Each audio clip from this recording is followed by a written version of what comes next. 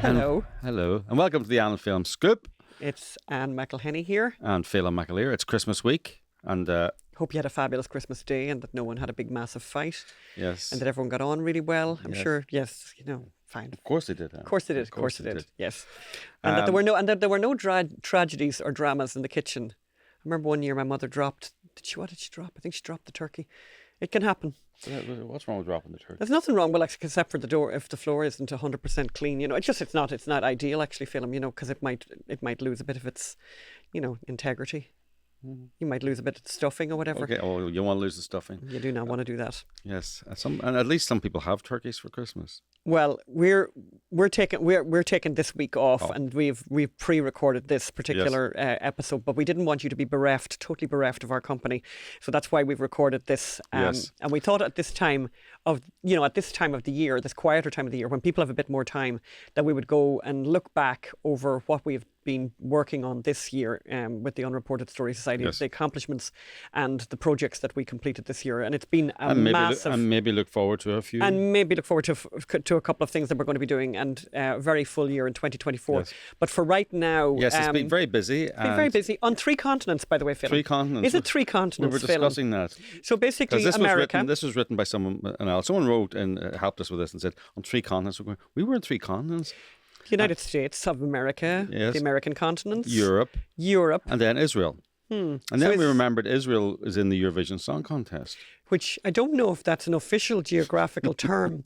By the way, I'm not sure Americans really know what the Eurovision Song Contest is, but it used to be huge in Ireland when we were growing up. It was a massive thing. It was one of the few things actually that I think we won.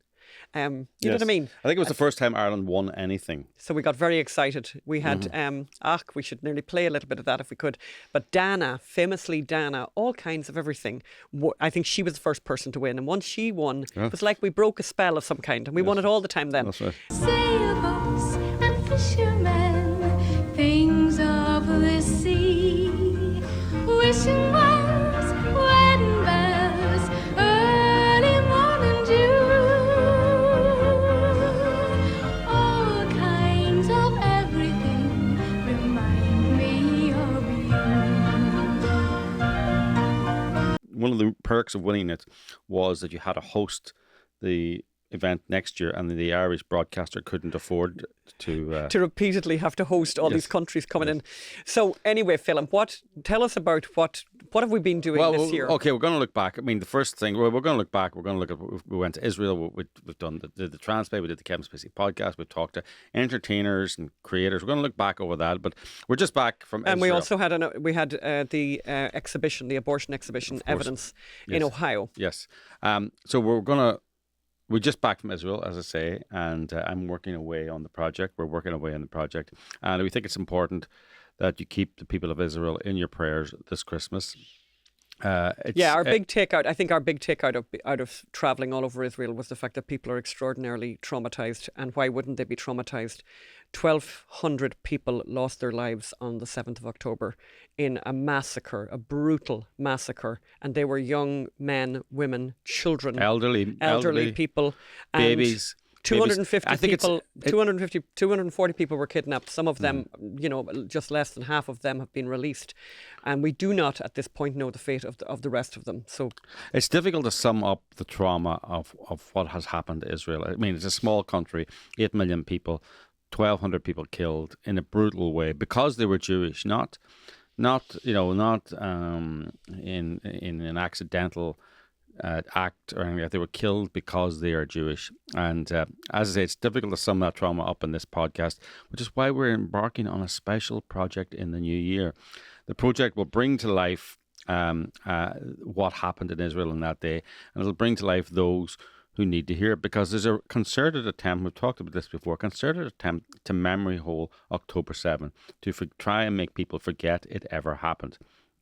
We know it's literally on the evening of October 7th or the morning of October 8th, people we know were talking about how terrible it was that we're turning the electricity off in Gaza, how there needs to be a ceasefire right now. There was a ceasefire in Israel and Gaza on October 6th. Hamas broke the ceasefire by massacring men, women and children. In a highly coordinated, planned attack You know, it wasn't, you know, they Yes. intentionally targeted young people at a music festival, the most liberal, progressive bunch of people you could imagine in the one spot. 4,000 of them, you know, who were dancing, who were all, you know, worried about global warming, who were all into, you know, peace and love and drugs and getting drunk and listening to music and staying up all night.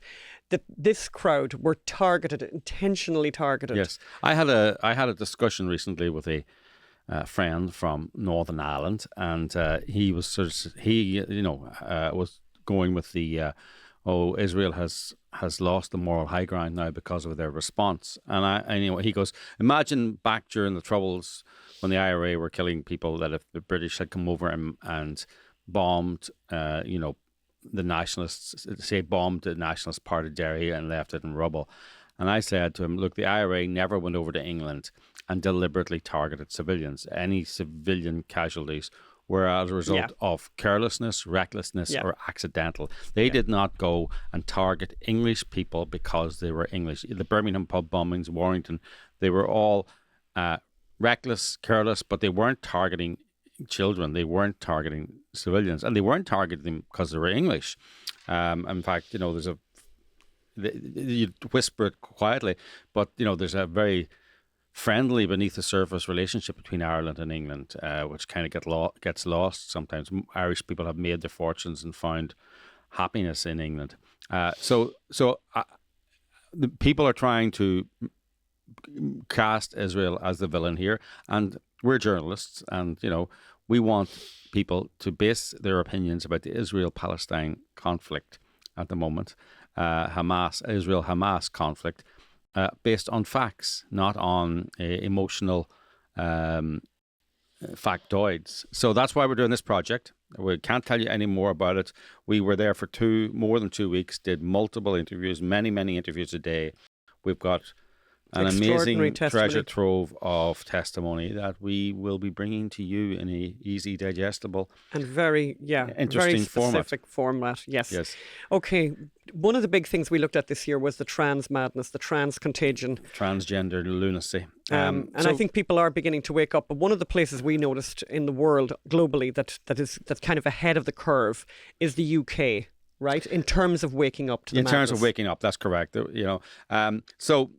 In fact, there's a group called the LBG Alliance, and they set themselves up as a charity in the UK, a 501c3, as you would call it here in America. And it's the same process as America. You go to the Charities Commission. Here you go to the IRS. You fill in the forms. It's a very serious thing too, and you get awarded a charitable status. They were challenged by a trans youth group called Mermaids, and they took them to the Charity Commission court, which is, you know, never really been done before, and said, we are challenging the decision of the Charity Commission to award LBG Alliance charitable status. There was a 5-day hearing. We got the transcripts, and as we do, we reenacted the transcripts on stage as a play in London. I went on GB News to just, you know, because it got a lot of publicity in the UK when we were doing it. So I went on GB News, which is, I suppose it's a wannabe Fox News. Lawrence Fox used to work there. Yes.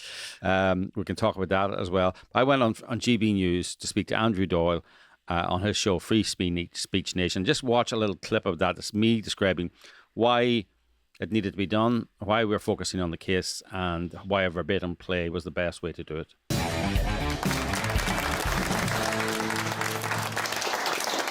Welcome back to Free Speech Nation with me, Andrew Doyle. Last week we reported on how trans lobby group Mermaids lost its legal battle to have the LBG Alliance removed from the charity register. That 2-year legal challenge is now being made into a stage play. Mermaids versus the Alliance is based entirely on the transcripts of the tribunal hearing. It's the work of playwright and journalist Felen McAleer, who joins me now. Felen, welcome to the show. Thank you. Now, I've seen a number of verbatim plays over the time. They often take political ideas, things like the Vagina Monologues, the Laramie Project. They've done this about the Iraq War, various things. Bloody Sunday was the big Bloody Sunday. The Bloody Sunday Tribunal, actually, yeah. Yes. It's a very British idea. It's a very verbatim theatre, really started here in London. And was that your idea then? Well, let's just apply this to this story. Yeah, I mean, I think court cases to me are the last great place where the truth is told, you know, where you're not allowed to have political slogans. And I wasn't really following this case at the time, but I saw some publicity about it, something about it, and I just wanted to know more about it. And I read the transcripts, and the truth is very compelling, Yes. and this is what this is. This is people telling the truth. It's also very funny when you see what people don't, once they are faced tough questions, what little is there? There's no there. That's really interesting, isn't it? Because, you know, trans activists and gender ideologues have often said no debate. Stonewall says we never debate, and Mermaids have always said no debate. Now, they can't say that to a judge.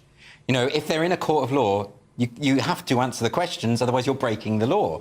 So they were suddenly in a position where they had to defend gender identity ideology, and it didn't work out well for them. Yeah, I felt like calling the play Mermaids versus the Alliance a comedy.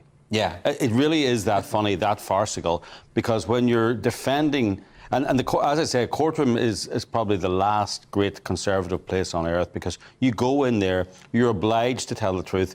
You can't get away with political slogans, you can't get away with cliche, you can't get away with just throwing some figure off. Well, what were some of the examples? I mean, one that sticks in my mind, because I was reading the transcripts as they were coming out in real time, and I couldn't believe what I was reading. For instance, one of the Mermaids representatives, when they were asked about the Cass Review, which of course is the report by Hilary Cass into the Tavistock Gender Paediatric Clinic, very important document. When they were asked about that, they said, well, I only skim-read it, I'm not familiar.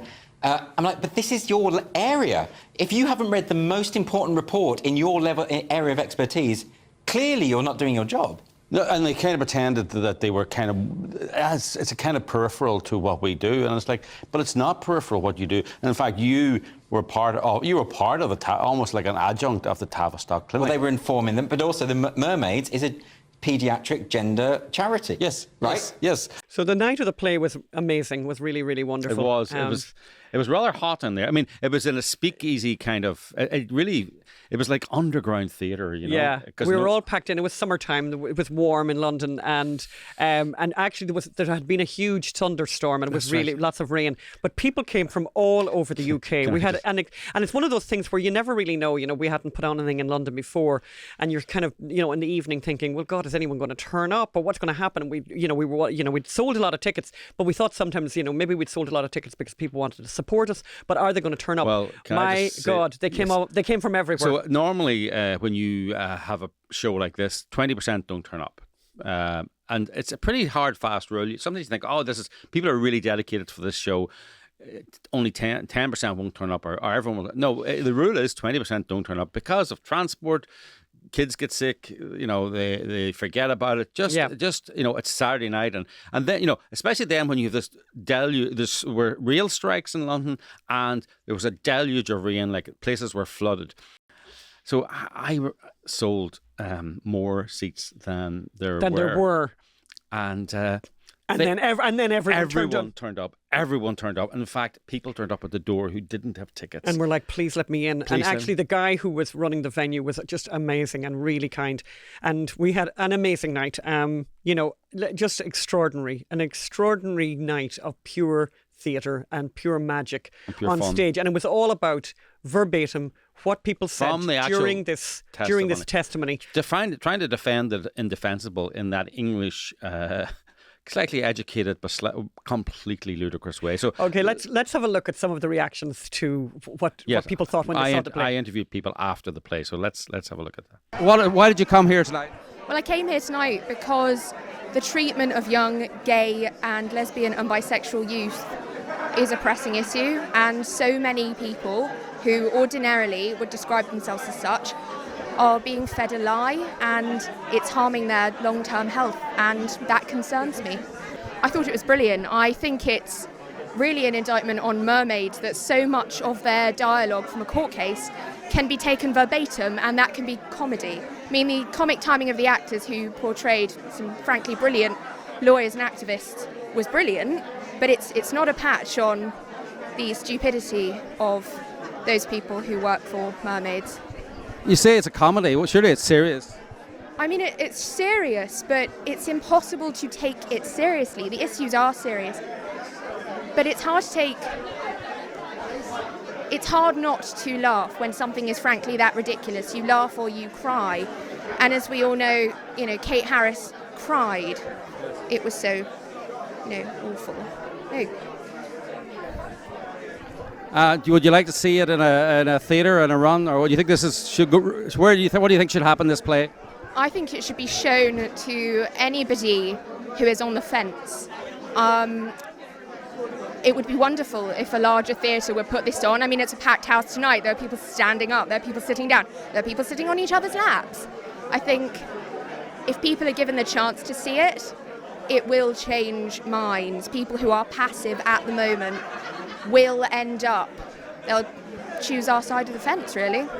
Absolutely loved it. Loved the audience participation, how funny it was. I really thought it was really good, and really I got to know more about their situation and their political, stuff. Yeah, coming in, absolutely no idea what the whole situation had been going on or the story behind it. I heard a few fragments, but it really delivers it in a really very entertaining, very engaging, and completely learned something by the end of it. I was just completely learned something by the end of this, what is going on, the conversation that is happening. It's just it's phenomenal what has transpired that nobody knows about, that isn't really out there, that needs to be talked about because it's going on. It's something that could blow up and become very dangerous, and it should be talked about right now. And this is the thing to do it. You say it's a comedy, or it was funny. What do you mean? Oh, I thought the actors, the way that they interacted with each other and their script was just really funny, the way they did it, and I loved it. And you can almost hear the conversations. It was a really good. It's the hypocrisy you find funny in it, isn't it? It's the thing that was going on was the fact that they're calling people out on something which is just you're making something simple hypocritical in a way, and it becomes funny when they got called out, which engaged, obviously the audience loved it, but I found that really brought you in on a level of that's just a really stupid thing to be saying, and you've just been called up on it in a court of law, because it's the real transcribe, isn't it? It's people are saying this stuff. Why are you saying this stuff? What's going on? You just sound like an idiot, and you've just been called out on it. That's why we're all laughing, because it's a very human story with humans saying stupid things about something very serious. And you said you had no knowledge of this really before you came? No, I had a very simple outline, because we heard from the director David, who told us roughly what was going on, because he thought we would know about it, being as we're in the UK. He's going, have you heard about what's going on here? We're like, no. So Hannah done some research. I didn't know much about it. Came in today and then just, look, we got a few friends in the same situation that it really, especially over in America, that it really kind of calls out. I'd love them to hear what was going on here, because a lot that was what was happening here and what was discussed in this show really kind of resonated. It is scary for our children as well. That whole thing is scary. So it really kind of brought that to light, and I learned something too. So I loved it. I get lifted up when I think about what Kate and what Bev are doing and have done, as well as some other people as well, of course, in this fight. But really, to be honest, they give me the courage to go on. What did you think about the play tonight? It was good. It was great fun. Yeah, it was nice. It was really lovely being surrounded by a bunch of people who were kind of feeling as we feel, which is really nice. It felt a bit like panto season, but it was, it was also hard and really eye-opening to watch how difficult it was for Kate to watch herself being portrayed and to go through her emotions again. And then you see the toll that it takes on them as well. And although they can come across as really strong, that actually it's really tough for them too. It's really tough for them too. And they do it. They do it for others. But there's a lot of laughs there too. Oh, yeah. Well, we were all enjoying it. We were all enjoying it. I mean, my goodness. Yes. I suppose it's just the inaneness of the points that the other side have to make. How they go round and round in circles, how they keep claiming that they don't have expertise, how they keep claiming that everything is a bloody spectrum. Apologies for my French. Everything's a spectrum, nothing is binary, and everything is everything else, and the whole world is upside down. I've woken up really to the gender ideology in the last year when I read Helen Joyce's Trans, I really hadn't been in the picture because I don't think it's covered by the media. I fought for gay rights. I fought against Clause 25, Section 28. We thought all our rights were done. We left the kids in the house alone for the weekend and they've burned it down because LGB has got nothing to do with the fetishes of the TQIA, and it's actually extremely harmful to young lesbians that are being transitioned with, I think that the play made it very clear, the 4,400% increase in teenage girls being mutilated by GIDS, and it's an absolute scandal, and I really wish success with this touring around. Well, what did you think of the play? It's good. I mean, it's really nice to be in a space with all these people that have all this energy. And obviously the actors and actresses all understand the transcripts and how really ridiculous the position of mermaids and the gender ideology is against everyday common sense. But God forbid you say that anywhere nowadays that's indoctrinated by Stonewall. I mean, as a play that is just based on a court transcript, I wondered how that would work. But you've obviously taken the most ridiculous parts of a long court process, and the juxtaposition has really showed the idiocy of the gender ideology and the sort of trans brainwashing. And I think it's really promoted, the play really put across the impact on lesbians of this ideology, and it's done it without having to write anything else. These people have written their own ridiculous words, and it's very clear that actual disrespect for women and lesbians in those organisations. It's really nice to be in a positive environment tonight with great actors and actresses getting the message across. 2 words. What did you think of this? Fantastic. That's 3 words. Why? Because I was following the tribunal when it happened. It was quite complicated. It went on for quite a long time. This condensed it into the most important bits. There's a couple of things you missed out which I regret. The chap with the comfort dog and the comfort human and that sort of thing. But it kind of summed it up, put it in a nutshell, and exposed the madness of the trans ideology and the common sense approach of the LBG Alliance. What do you think? It's got a lot of laughs. It was just hilarious. I mean, every time trans enthusiasts try and explain themselves and try and make out that it's real, you can't help laughing. It's just so funny. And the characters themselves are hilarious. The truth is always funny. What do you think should be done with this play? What do you think of the idea of doing it as a play? Tell me about the format. What do you think of it? If it was a play, I would pay to go and see it. I personally think it should be a musical, but maybe that's a stretch too far. But if it was a play, I would definitely go and see it. And this is a whole lot of really angry women and men who are watching this, who are desperately striving to overcome this ideology which promotes lies and just a complete a threat to children, to women, to gay men, and in fact to society as a whole. It's really that serious. Well, they said it better. The play got a huge positive response. And we're editing, we filmed the play. We're going to edit it and release it in the new year.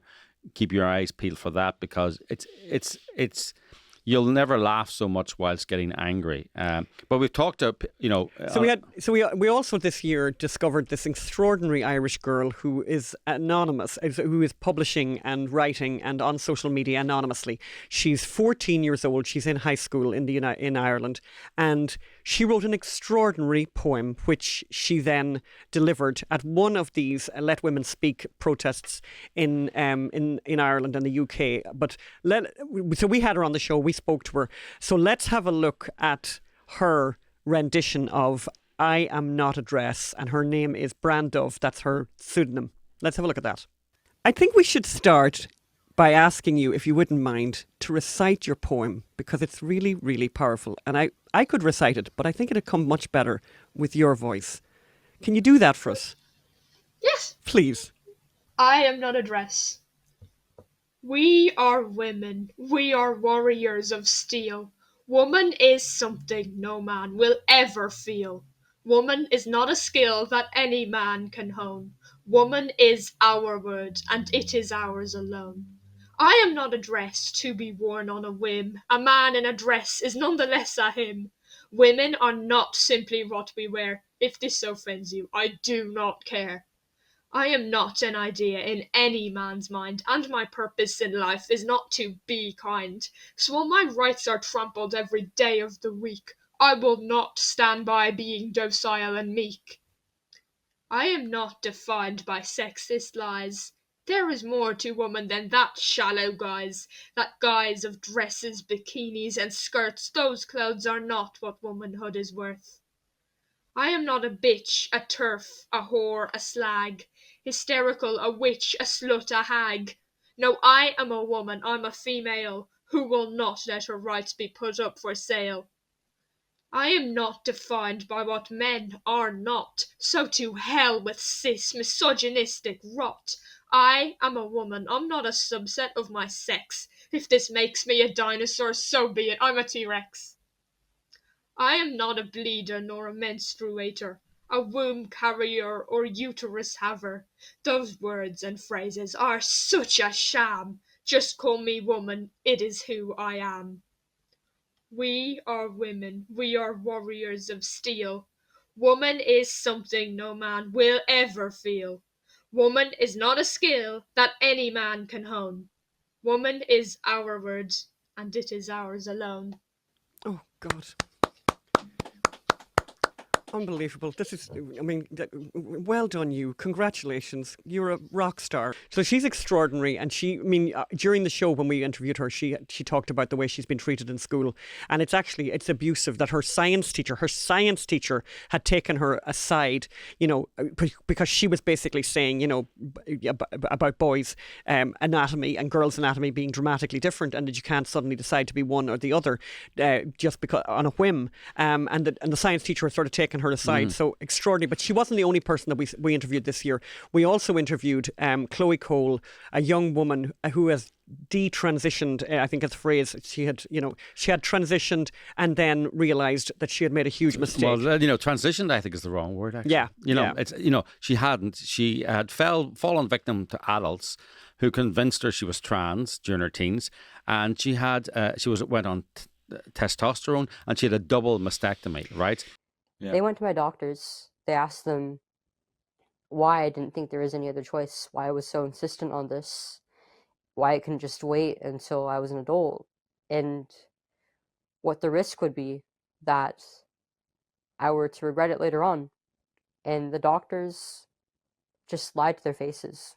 They said, well, it's a very low chance that she'll regret this. I mean, really, it's less than 1 or 2%.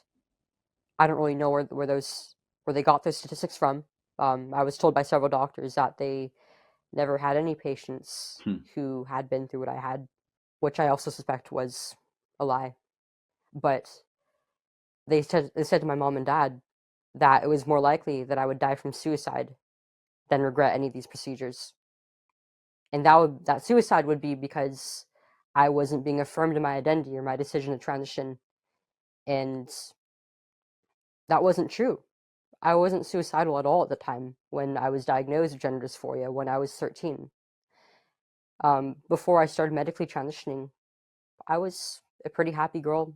It's mutilated. It's not transitioned. She was mutilated. She's trying to demutilate, but you can't put that genie back in the bottle. So we talked to her about how doctors told her hesitant parents that there was a higher likelihood that she would commit suicide than regret her procedures. Well, you know, this is the thing they say: would you rather have a dead son, a dead daughter, a dead child, a new son, or a dead child, or something like that? You know, and it's like it's nonsense. This suicide statistic is And fake. it's complete fake science, by the way, this suicide statistic. And in fact, I think suicide among people who have gone through this surgery is actually much more of a story. Shocker. More of a story. So there's an awful lot more work to be done on the trans issue. We're not giving up on that because unfortunately it's not going away. The other thing that we did this year, though, which we are really, really proud of, is our work on the Kevin Spacey witch hunt, I think maybe is the best way to describe it. So Kevin Spacey has been pursued in courts all over the place. And in every case, he has been exonerated. We created a podcast series called the Kevin Spacey Trial Unfiltered. Kevin Spacey Trial Unfiltered. If any of you haven't listened to it yet, by the way, over the holidays, great time to do that. Take it, put it on your phone, put the headphones on and go for a walk. Yes. We're extremely proud of it. I'll give you a sense of how other people have reacted to it. First of all, I want to say why we did it. Okay. I want to say why we did it, because you might think, well, why are we defending a liberal Hollywood icon who doesn't share our values in many ways, and the reality is this was one of the big Me Too scalps, and this is a man who had a life, a career, a passion, all these things, and it was taken from him, just like it's happened to conservatives also.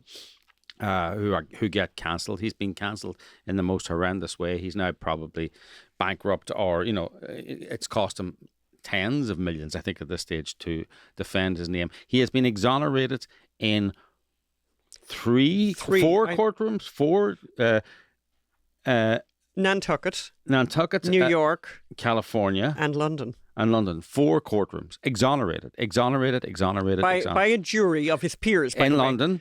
By a jury of his peers in New York. In Boston, it didn't even get to the court. It didn't even. It was thrown out by the judge in advance. And most people, if you haven't listened to our podcast, there's a likelihood that you're sitting there thinking, "Well, that guy is really, really bad." And I would say, particularly people, maybe for example, if you're conservative and listening to this podcast. Think about what's happened to you. Think about why you have made your mind up about Kevin Spacey, and you've made your mind up about Kevin Spacey because you have sucked up all this information from the mainstream media. And the Me Too movement. If you care about anything, and particularly care about the truth, should be very, very wary of mainstream media dumping on someone. They introduced legislation to make it more easy to prosecute and persecute Kevin Spacey. And don't think for a moment they're going to stop there, and they're not stopping there. They bring in these laws to attack people you mightn't like, and then they turn them on you. Yeah. Right? And we have seen this with the January 6th people. They're using obscure legislation. I see it's going to the Supreme Court now. Obscure legislation and twisting it. It was brought in at a good time it was to bring down the Enron people and people like that. And now they're using, interfering with federal activity. So if you don't stand up for Kevin Spacey and say this man was exonerated, he needs to be back on our screens, then they are coming from you, and they will continue to come from you. Yeah. But look at it's like that thing. They came for the gypsies, and I wasn't a gypsy. Yeah. They came for the Jews, and I wasn't a Jew. But eventually they'll come for you, and no one will be there to stand up for you. I wanted to give you like a snapshot. I just looked earlier before we started recording at some of the reviews of people who just came across our podcast, and it's available on everywhere where you get podcasts. Basically, it's called the Kevin Spacey Trial Unfiltered. So I'll just read a couple of these. Wow. Thank you. 5 stars. So well presented. It's a story that needs to be told because of the ramifications of presumed guilt. Also, I love the music. Interesting. Facts. 5 stars from Sally Gonzalez. We cannot live in a society of guilty until proven innocent. The US trial and the recent trial news from the UK show a lot of people, including myself, rushed to conclusions and got on the bandwagon of cancelling Spacey. I truly hope he can move on from this and continue to do what he loves. Another person, 5 star. Talk about a fascinating true crime podcast. I'm about halfway through episode 3, and all I can say is wow. As someone who has only heard what was in the general news media about Kevin Spacey, I found the actual truth to be immensely fascinating. Mm-hmm. Another person, Donnie, informative, insightful, challenging. 5 stars. This is a really strong podcast. In my opinion, journalism is about challenging the accepted view. I'm running through a couple of these. Absolutely fantastic podcast. 5 stars. Another person, unbelievable how a man's career was ruined by false accusations and pinned as guilty before the trial, etc., etc., etc. Another one, story of truth coming out. There are a few stories of truth coming out lately in our society. And Phelim and the associates did a great job of showing how intelligent people on a jury could come up with a verdict that anyone listening could agree with. Yeah. So 5 stars. 5 stars. It matter actually. No matter what your opinions of Kevin Spacey are, it's a great podcast. It's we spent a lot of time on it. We spent a lot of money on it too, and we've had a great team working on it. We're very proud of it, and the great thing is Mark Armanian, who's our sound editor, did an incredible job. We would like to maybe play something from it now. Yes. I think we'll play a little clip from it just to give you a sense of it, because for those of you who haven't... Let's play the trailer, actually. All right, let's play the trailer.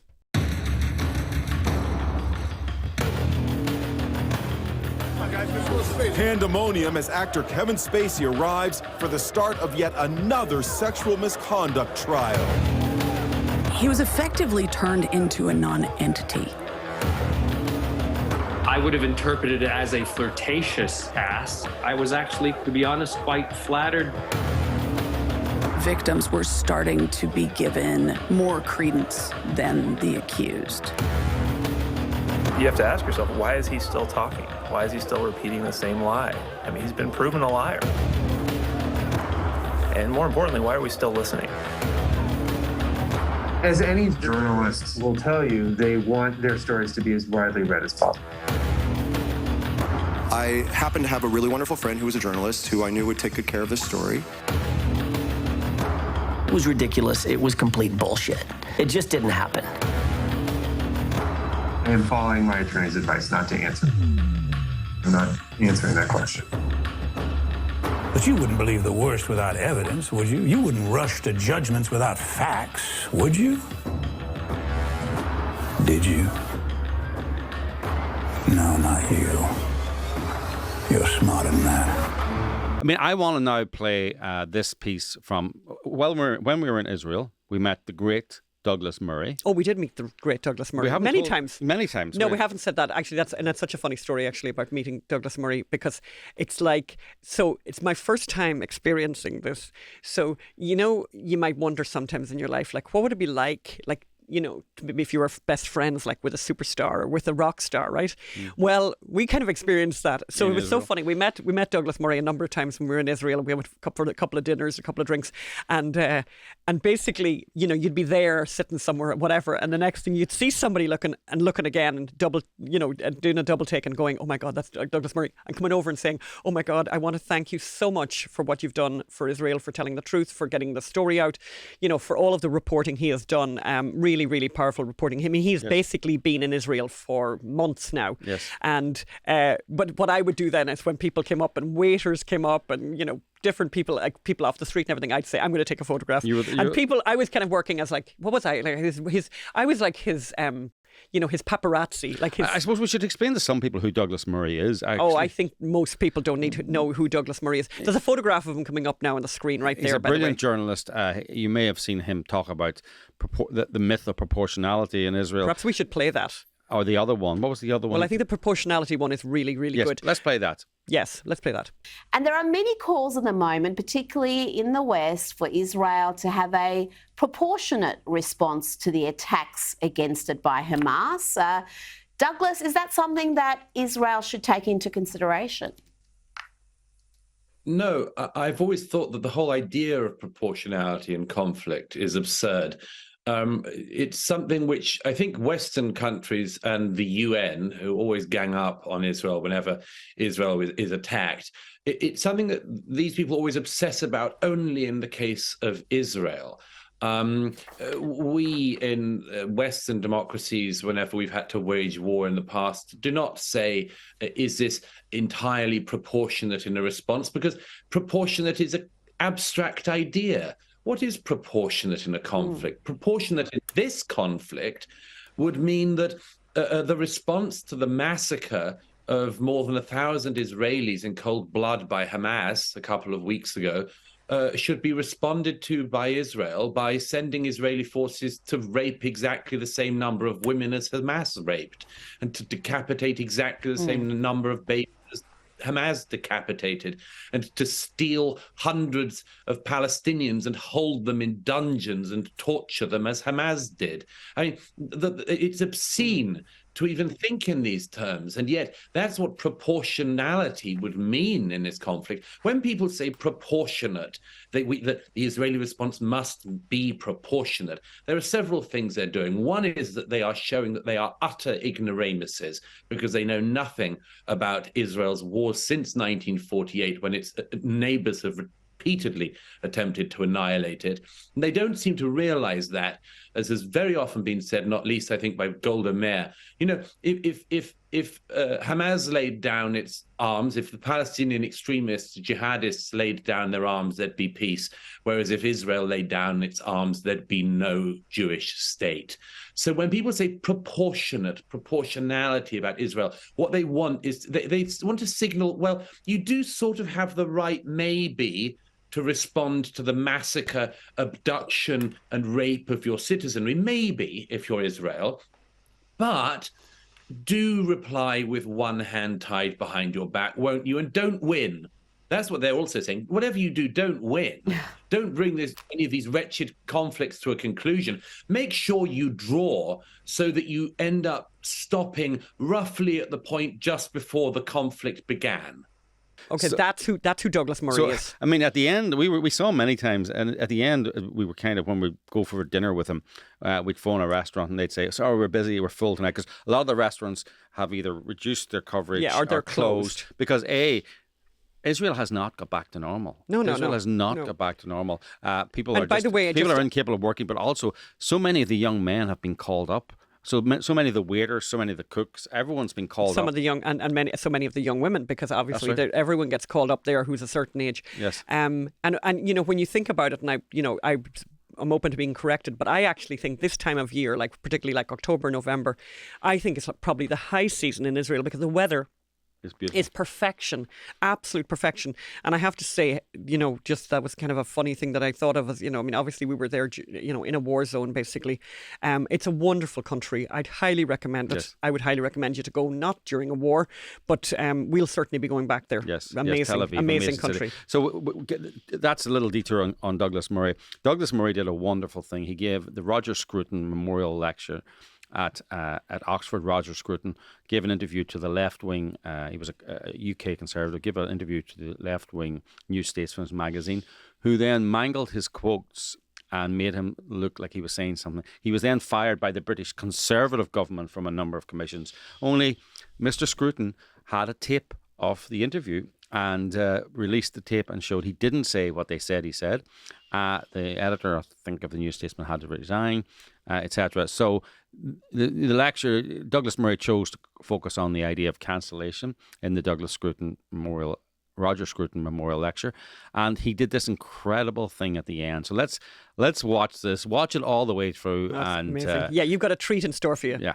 In an era of cancellation and defenestration, we sometimes forget that we cannot go on like this, and also that we've been here before. We know this because our greatest writers and artists have addressed this question in their own times.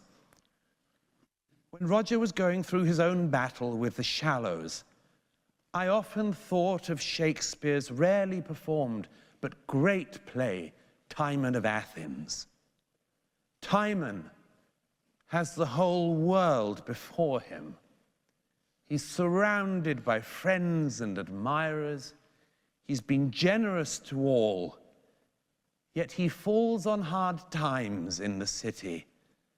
And when he does, absolutely everyone deserts him. He's left with nothing and nobody, and risks being filled with despair and rage. It doesn't help that he's shadowed by the cynical philosopher Epaminondas, who has warned him that just such a desertion might one day occur. I adore this scene and should like in closing to read it, but I'm not a professional actor, so I'd like to invite someone to the stage who is. The former Cameron Mackintosh Professor of Contemporary Theatre here at Oxford, one of the great actors of his generation, somebody I'm very proud to call a friend. Kevin Spacey.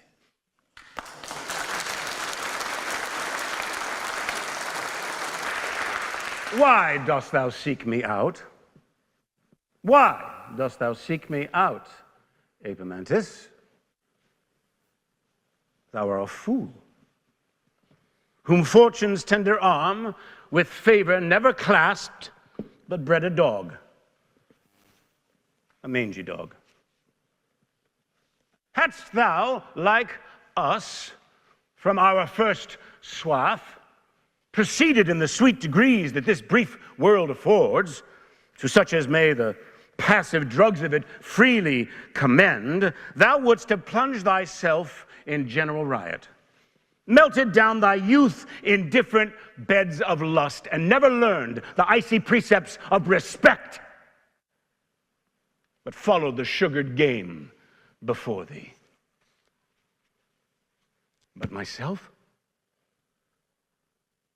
who had the world as my confectionery, the world, the mouths, the tongues, the eyes, and the hearts of men, at duty more than I could frame employment, that numberless upon me stuck as the leaves do on the oak, and have with one winter's brush fallen from their boughs and left me open, naked for every storm that blows. A beastly ambition that the gods do grant thee to attain to. If that were the lion, the fox would beguile thee. If thou were a lamb, the fox would eat thee. If thou were the fox, the lion would suspect thee when, perchance, thou hadst been accused by the ass. And were thou the ass, thou wouldst be tormented by thy dullness, and still thou livest as a breakfast to the wolf. And were thou a wolf, thy greediness would afflict thee, and oft thou shouldst hazard thy life for thy dinner. Wert thou a unicorn, pride and wrath would confound thee, and oft thou shouldst hazard thy life for thy dinner. Wert thou a bear, thou wouldst be killed by the horse.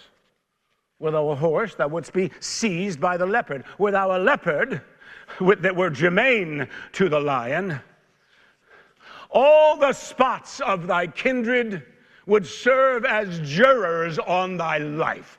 Jurors on thy life.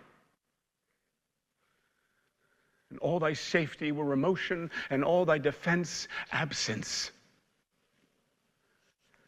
What beast couldst thou be that were not subject to a beast?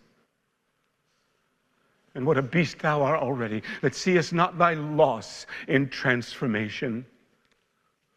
Away, thou issue of a mangy dog, away, thou tedious fool, beast, toad, rogue, rogue, rogue. I am sick of this false world and will love it not.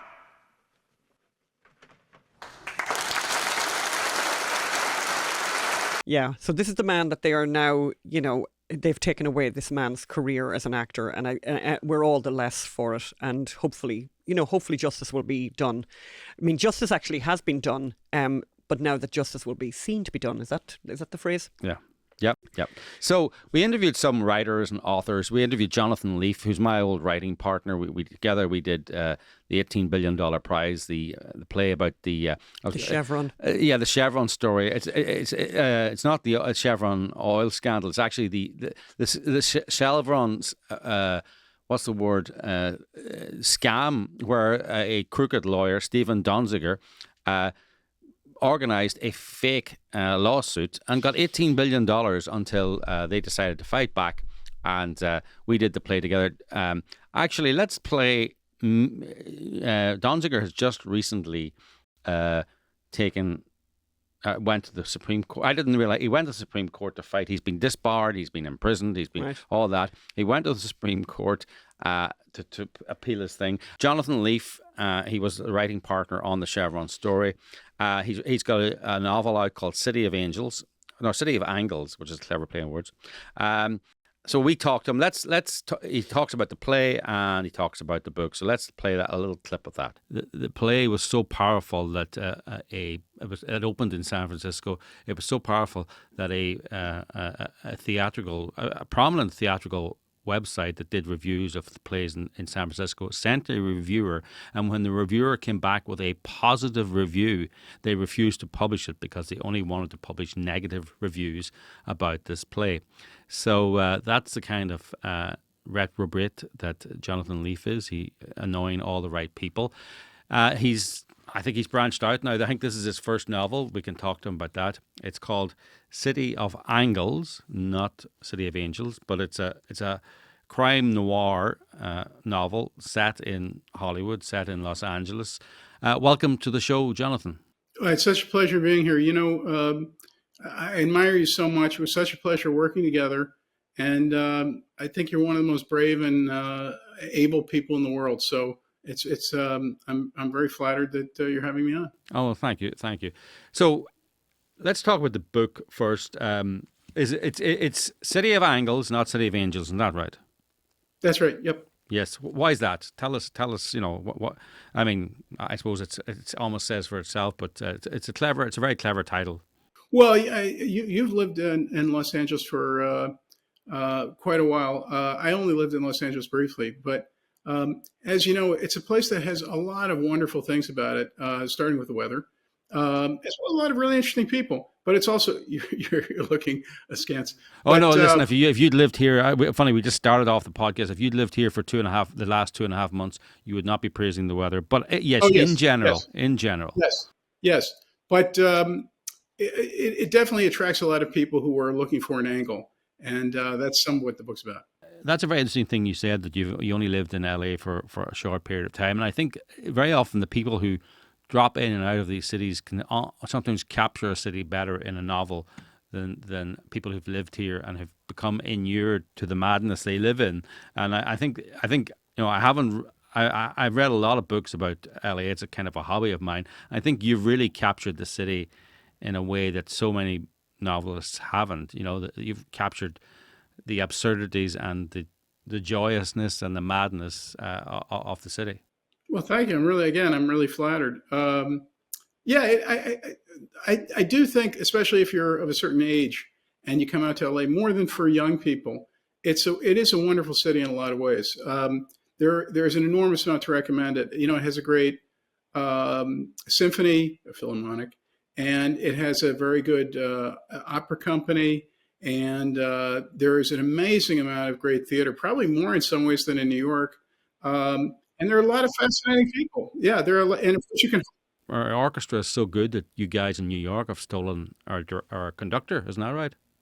Right. Yeah. Yes. Exactly. You've taken Dudamel, and are going to bring him to New York. But there you go. That's the way of the world. I mean, the book kind of opens with a classic LA scene. An aspiring actress is going to an audition, and she finds a dead body in the trunk of her car. And, this is LA. Nothing gets in the way of the audition. So she thinks, well, he's dead. What can a few hours delay? Difference can a few hours delay? And she goes to the audition. It may be an exaggeration, but it's not outside the realms of possibility. And I think, that's what a great novelist does. Takes the madness, gives it a little twist, and lets it run. So yeah, it might be some interesting reading. No, it's mature content. City of Angles, Jonathan Leaf.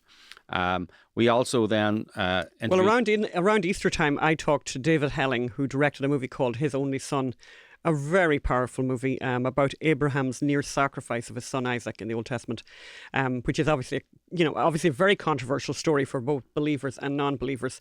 And David told us about his background in the military, and when he left, he went to film school in San Francisco. He's a wonderful, wonderful young man, and it was an amazing interview, by the way, and the film is amazing. Let's have a little look at a bit of that.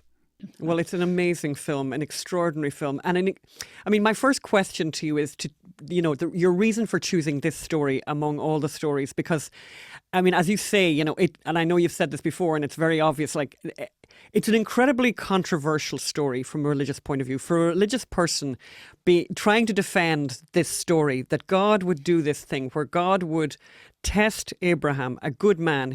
Abraham was a good man, was a good person, was trying his best. That's my read of Abraham, and that God would then test him to the absolute limit, to ask him to go and sacrifice his own son, the son that he took, 80 years to conceive or whatever. This extraordinary, Well, yeah, 25 from the promise, but yeah, it's just decades. But yeah, at 100 years old he was when he had Isaac. Yeah, he was 100 years old when he had Isaac.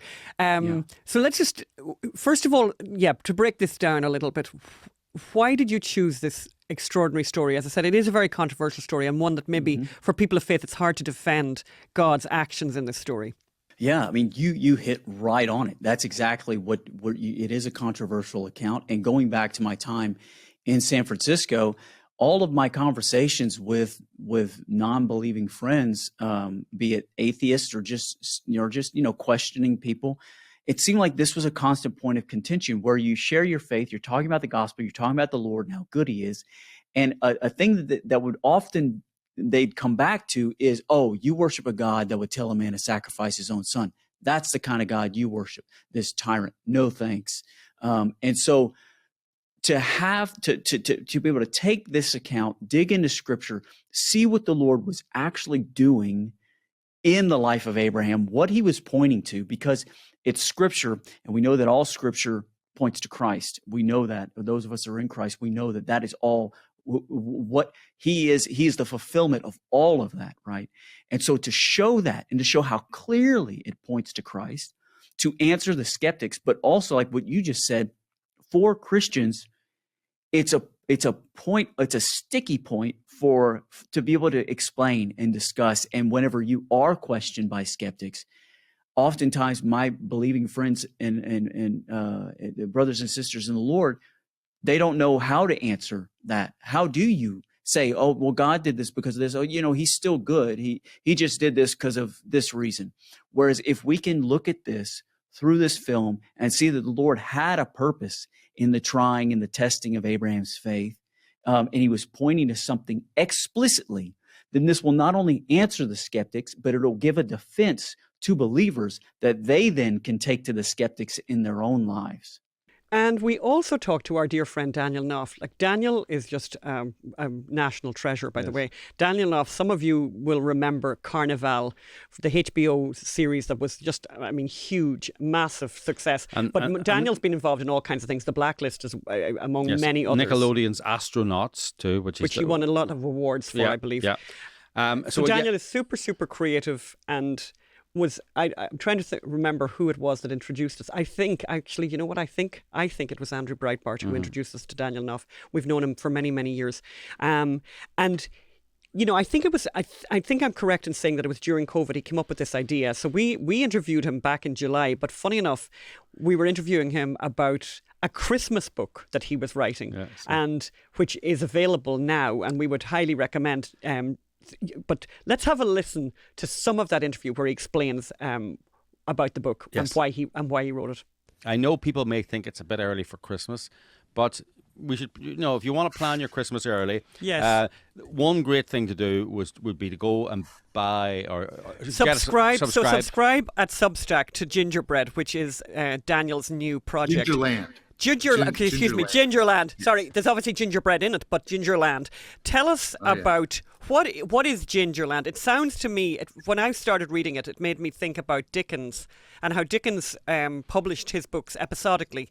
So people had to wait. They were stuck waiting for the next chapter and in anticipation. And I think, are you following something of a similar model here? My model is Charles Dickens, and for a couple of reasons. And one is. At the time he wrote A Christmas Carol, he was living in a very, very cruel, rough era, a coarse era, and where Christmas was not really considered a big holiday. And the movie The Man Who Invented Christmas does a pretty good job of recounting that milieu. And I really think that we live in an analogous time now. And I thought, I've been thinking that, what the world needs is a really good Christmas story that celebrates all those things, the spirit of Christmas, generosity, looking after people who aren't as well off as you are, kindness, understanding that we're all just, as they say in the movie, we're all passengers in this life together, and that nobody is superior to anybody else, that we need to take care of each other. And Christmas is the season where we do that. And so that's one of the big inspirations for me, was A Christmas Carol.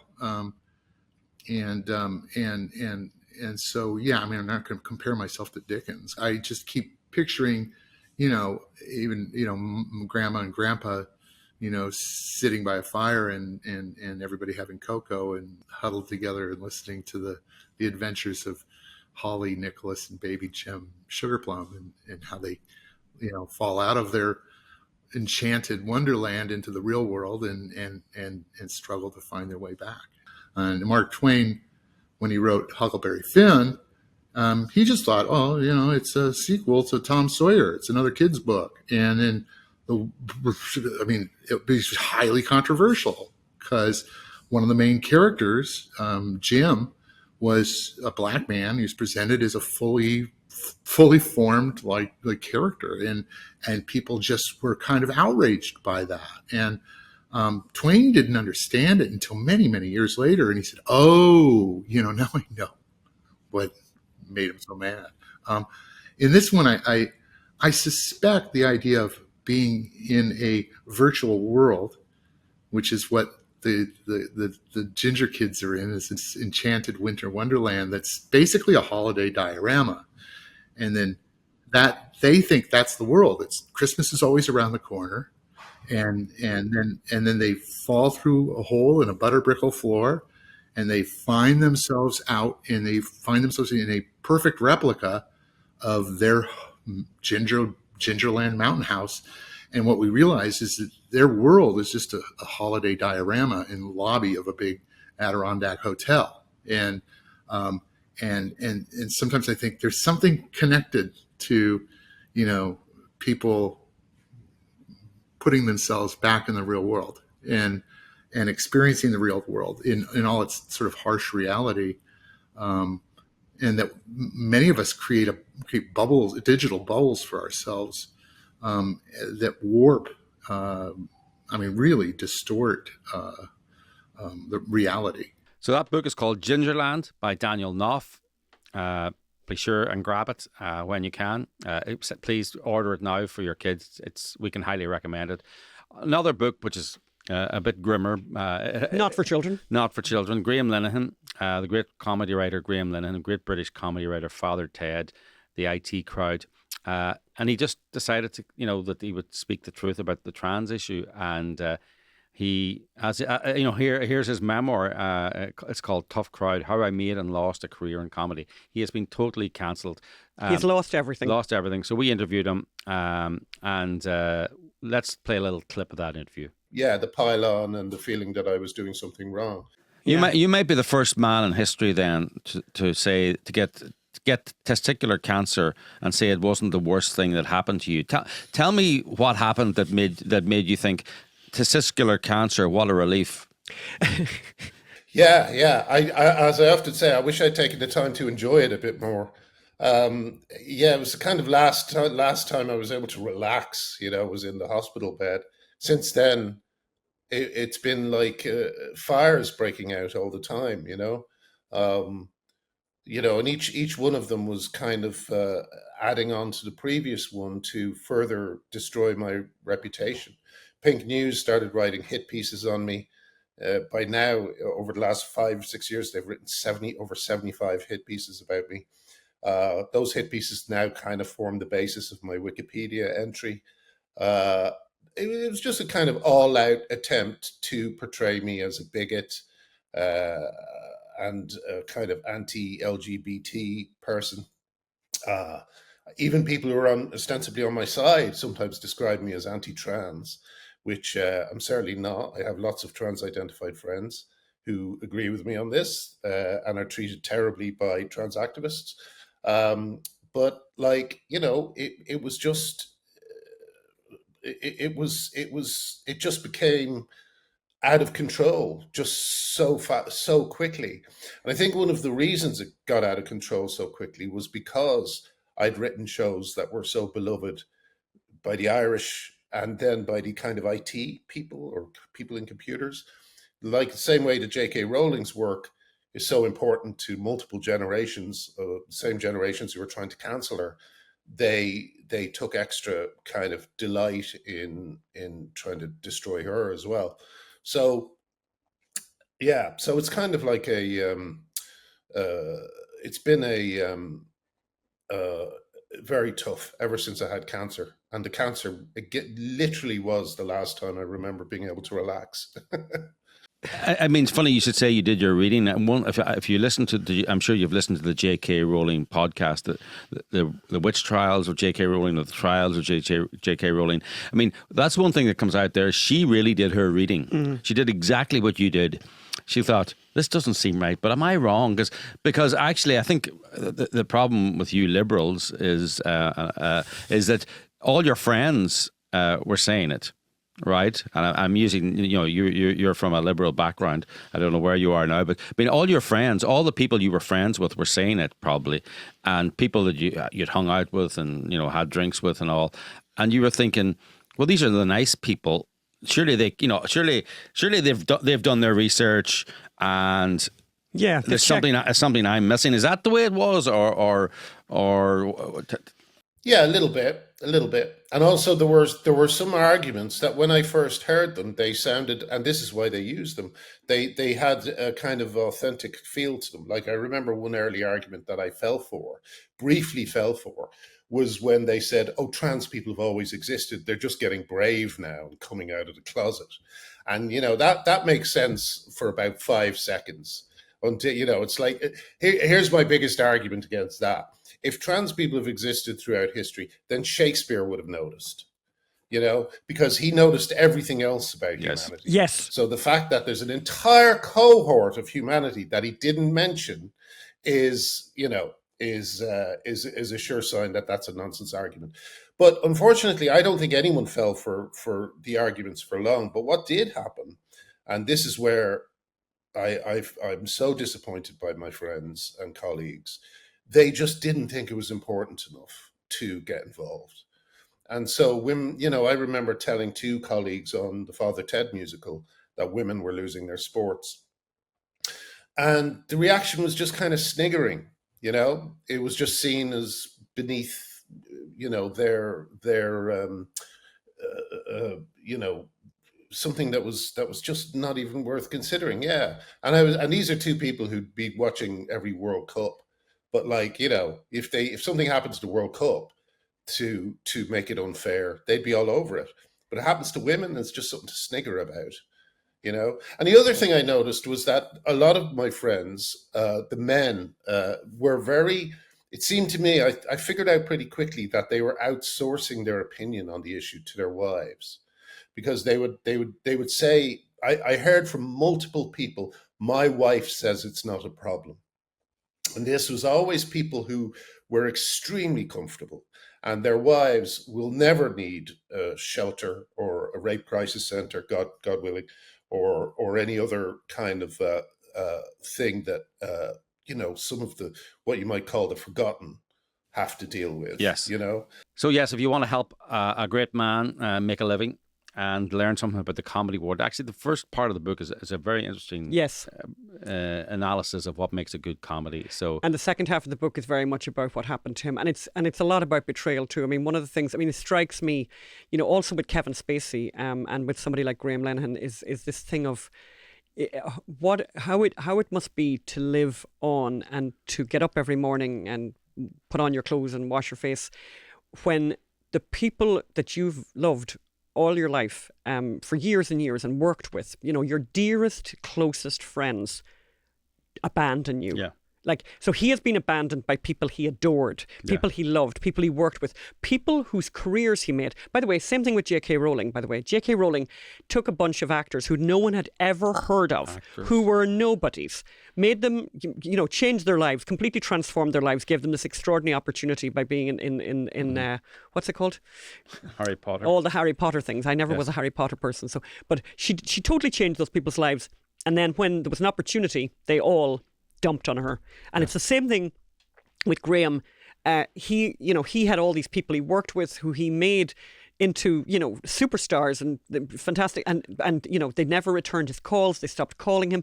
And they didn't turn up for him. And I have to say, I think it's a very particular kind of, and it's not a punishment. He didn't do anything wrong. That's the worst part about it. So it's kind of, I always remember people talking about Kafkaesque. There's a Kafkaesque there's a Kafkaesque element to it. It makes that's the worst part of it. I mean, it must be terrible to go to prison, right? It must be terrible to go to prison. But if you go to prison and you did something wrong, well, you've got whatever, right? But imagine going to prison having not done anything wrong. Yeah. Imagine being in a sort of prison, without walls, if you know what I mean, which is what he's in. Some dystopian nightmare where the phone doesn't ring, where from one day to the next, you are the king of the world, and the next day, you are literally an invisible man. And like Kevin Spacey is an invisible man. I mean, it's horrific and frightening. And the reason that we want to focus on these people, obviously we're talking about Graham Lennon because of the trans issue, but Kevin Spacey, it could happen to you. And if it can happen to somebody or somebody you love, so we need to be highlighting these stories. We need to be screaming about these stories because it'll happen to you if it happened to them. Yeah, so let's talk now. Brock Heasley, the last person we want to highlight is we talked to him a few weeks ago. He wrote and directed The Shift, which is the latest movie from Angel Studios, which is done by the same people who did The Chosen. Yes, it's doing very well and shows there's a market for people for these kind of movies. So let's play a little clip. I call it it's a multi-universe movie, but actually, sort of sci-fi dystopian. But actually, when you think about it, as we said in the interview, it's a wonderful life. It's a multiverse. So it's that kind of thing. What would it have been like if life had gone a different way? So let's play a little clip of that interview. Funny, this would be one of my bugbears about Christian movies, right? Is that sometimes they don't want to show the dark.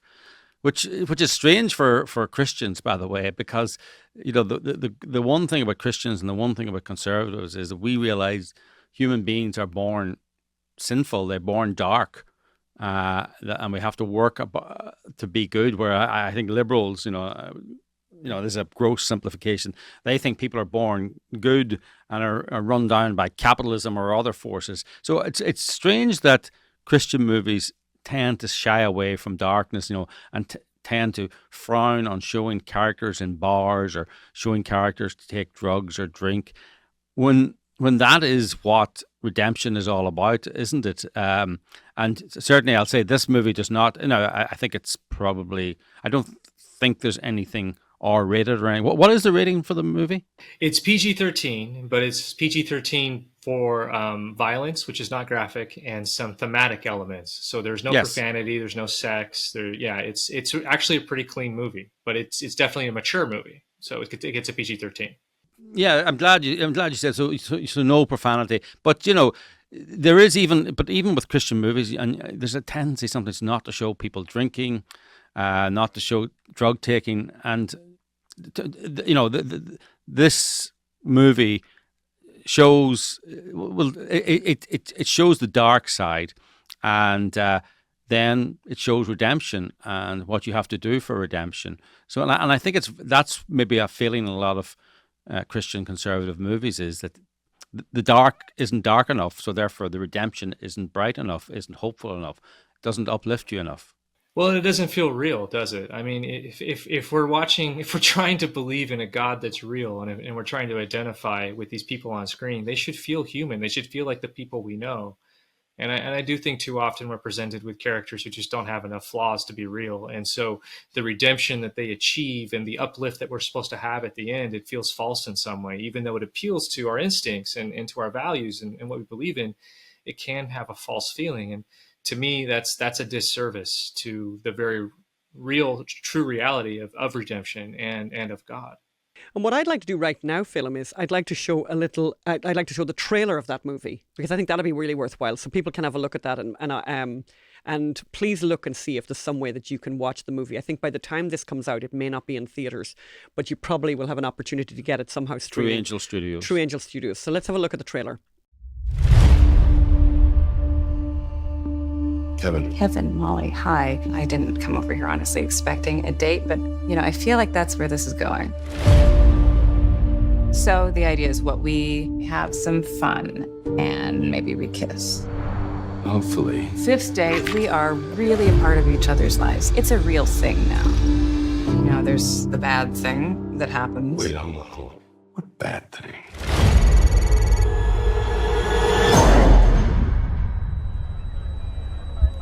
Hey, you're okay.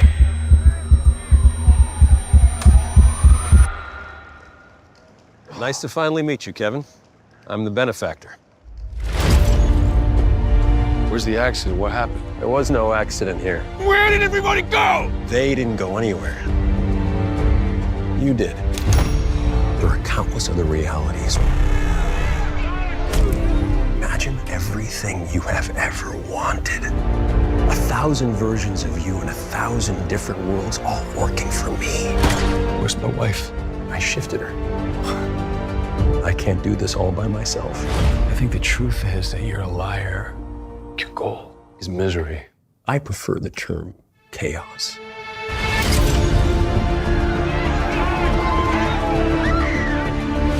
I've seen a bunch of people like us out there looking for a little hope. You're still trying to find that wife of yours. You're clinging to scraps of rumors. I'll find my mom.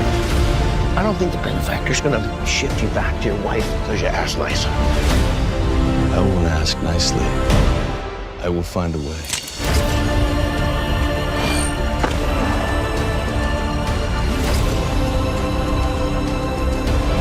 What do you want from me?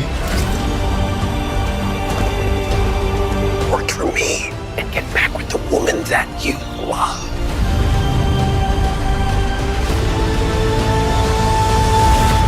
What if the bad thing tears us apart?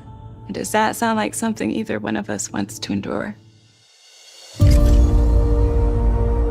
Actually, we should talk about our own movie now, My Son Hunter. Yeah, let's play the trailer of My Son Hunter, and then let's talk about My Son Hunter a little bit before we conclude this. Well, actually, no, I've got a recipe still to talk about. Yes. Okay.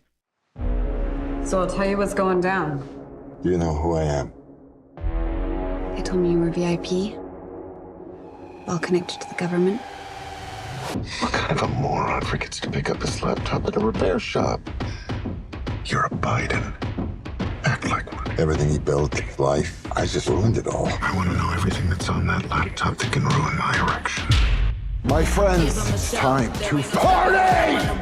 Didn't you know I'm taking control? I'm making appearance and I gotta go. Cause I get them dancing with their hands up. Yeah, I walk in and they go bananas. I'm a bad, yeah. I'm an artist. Tell me how I can help you. I don't deserve help. Oh, I'm so sorry. I've been through worse. You're the smartest man I know. Thanks, Dad. I just wish I could speak some sense into you. I'll never forget Corn Pop. He was a bad dude. No joke. Dad, we were talking about suffering. I can't seem to find anything but positive stuff on the Bidens. Who's the point man for the foreign policy in the Obama regime? Joe Biden. So it looks like you need $1 billion. So the obvious next question is, Where's Hunter? I can remember getting paid some money, but I can't remember what for. Well, my dad says we never discuss my businesses, period. Or my cut.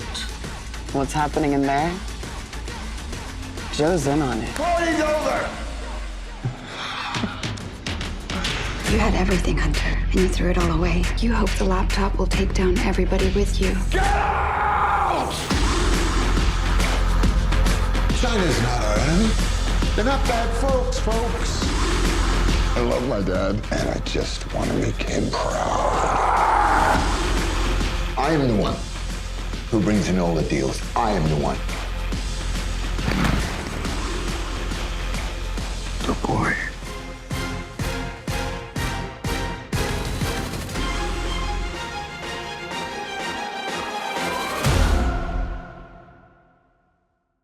So yes, my son Hunter.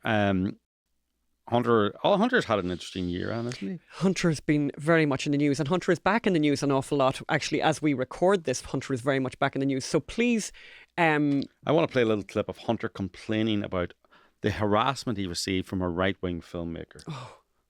There was this super right-wing filmmaker that they rented canoes on the canal with bullhorns, and for a week straight harassed us and outside the house, and it's public space, and we lived right next to the canal. I mean, they rented like a 30-foot digital billboard on a truck bed and parked it outside my house and showed pictures on South Venice Boulevard, literally 24/7 for a week. So we literally there was only one way in that house and one way out, and it was impossible to do anything. It was impossible to put Bowie down for a nap because they had bullhorns outside of our window. And I'm also going to contextualize it a bit, because people listening might have the assumption like, oh, you were there doing glamorous things like having crazy parties. It's like, I've been to that house a bunch of times. You would drink coffee and paint while Bo was sitting next to you or on your lap. Yep.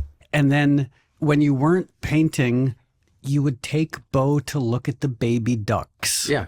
This is the insidious Hunter Biden world that the right wing are so upset about. When they were parked outside there 24 hours a day, it basically meant Bo couldn't go look at the baby ducks in the canal. That's literally what it was. And we became prisoners by virtue of that. So I just want to be clear. We didn't have a van going 24 hours, 24/7. We had a van. We don't have the money for that. We had a van for an afternoon. Yes. A Tuesday afternoon, I think it was. Asking legitimate questions, only because we often went and sent him emails and sent his lawyers emails. He wouldn't answer the questions. He does these soft interviews where people collude in his lies, but he won't do the hard interviews. And by the way, I didn't rent a canoe. I had a canoe. It was our kayak. Oh yeah, we had a canoe. It's about the only use that it's ever been made of. I have to say, yes. Yes. One of those purchases. Don't buy something. Don't buy a canoe if you don't have a way of transporting it. Yes. Efficiently and easily. Yes. So, look, we were asking him hard questions because he wouldn't answer them, and no one's asking him those hard questions. And by the way, it's shown to be justified. He's now facing multiple indictments about the very questions we were asking him. I asked him in that canoe, or was it a kayak? So I was asking him these questions in the kayak. We were asking him these questions on the edge of the van. And now, 2 years later, the special prosecutor has decided, under massive pressure, and as a way of distracting from Joe Biden's corruption, by the way, to put those charges to him. So actually, we were justified. That interview with Moby, the rock star, pop star, whoever he is, was done before the indictment came down. And now I might write to Moby and say, are you going to apologise? Because we were asking those legitimate questions. Mm-hmm.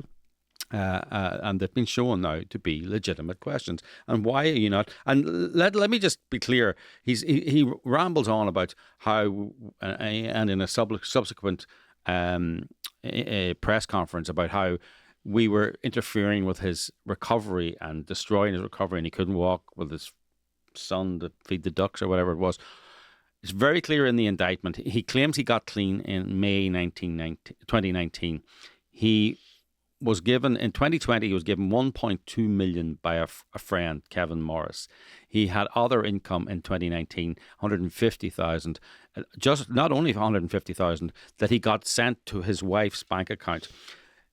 As the indictment points out, whilst he was sober, whilst he was clean, and whilst he received these millions from friends and other places, he made no attempt to pay taxes. Yeah.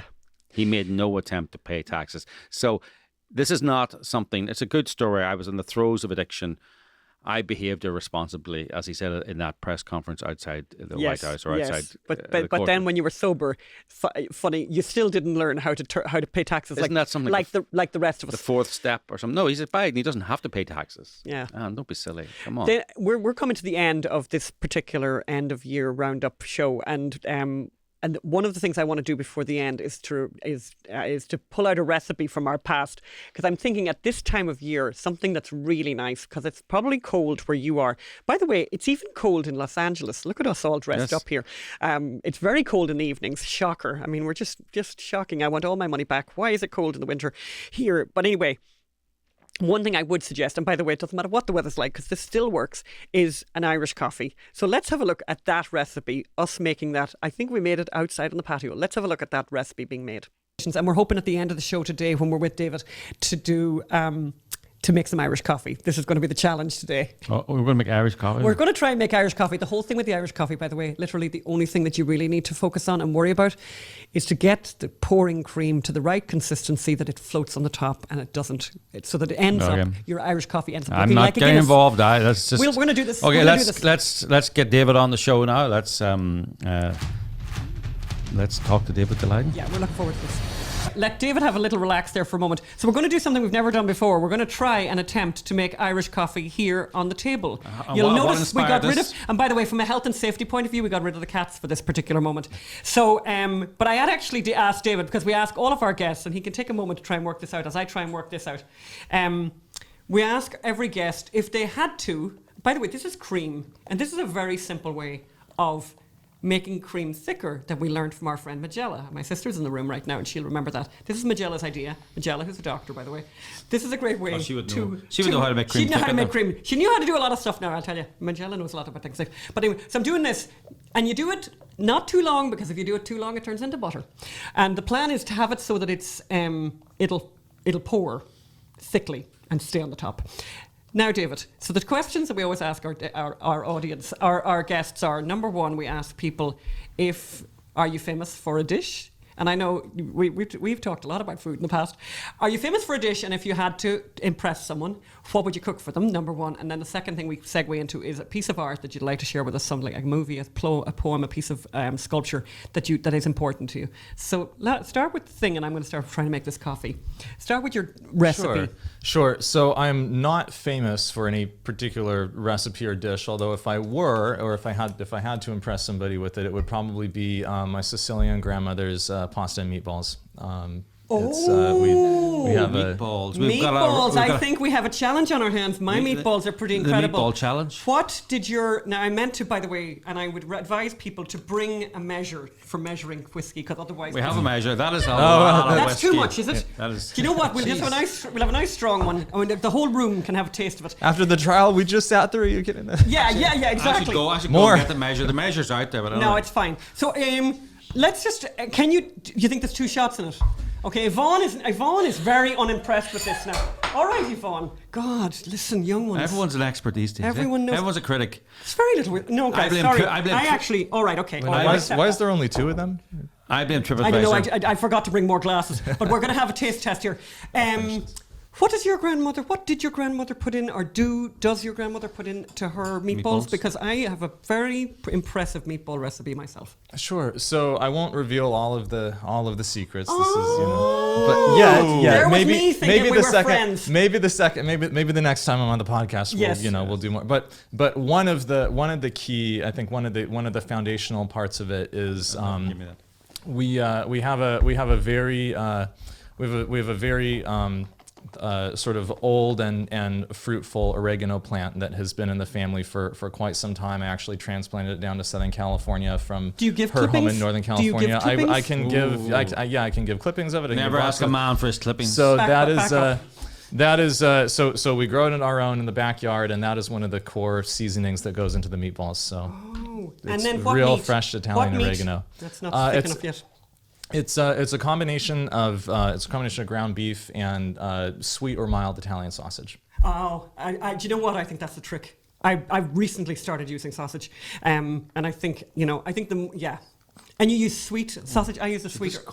No, hang on. So this is no film. No. This should be a bigger spoon as well. All right. Okay. It should be a bigger spoon. No. Oh, I don't think that's thick enough. Let's see. This is the idea. Wow. No. Hang on. Stop, everyone. Stop now. Stop. Can the people who are out there, Magda, Jackie, Yvonne. Looks pretty good. Thank you. Can we get a close up on the Irish coffee? Can we get? Let's hang on. No, hang on. I don't think this is at all tragic. by the way. Jackie, what do you think? Perfect. All right, David gets to go first. Go, David. Oh, wow. Go, David. This is not like an Irish car bomb where I have to chug the whole thing. No, you do this awfully gently. Some people might find the word Irish car bomb offensive. I am sorry. How did you taste that? This is great. This is excellent. Well done, David. Okay, moving right along. So, make yourself an Irish coffee and enjoy these days. I hope you have some days off and enjoy your family and your friends, and we will see you next week. And don't forget, if you want to make an end of year donation, that is very important, tax deductible, get your things sorted out before the new year, go to Unreported Story Society so we can keep doing what we're doing. And thank you for all your help. Yeah, that'll be very important, actually. The unreportedstorysociety.com. As we come to the end of the year, we have massive projects next year, including the art exhibition, which we want to take, the abortion art exhibition, which we want to take on the road. We didn't talk about. Which we haven't talked about until we're going to talk about in the next show. Okay. We want to take that on the road. We also are going to be doing the Israel project that we're not ready to tell you all about yet, but really, really big project. Mm-hmm. The Mark Steyn trial, which is eventually going to come to court in January. Allegedly. Very, very shortly. So please do support us. You know us well. You know the work that we do. You know the quality that we produce. But we can't do it without your help. Unreportedstorysociety.com. Give what you can. Thanks. Thank you. Bye.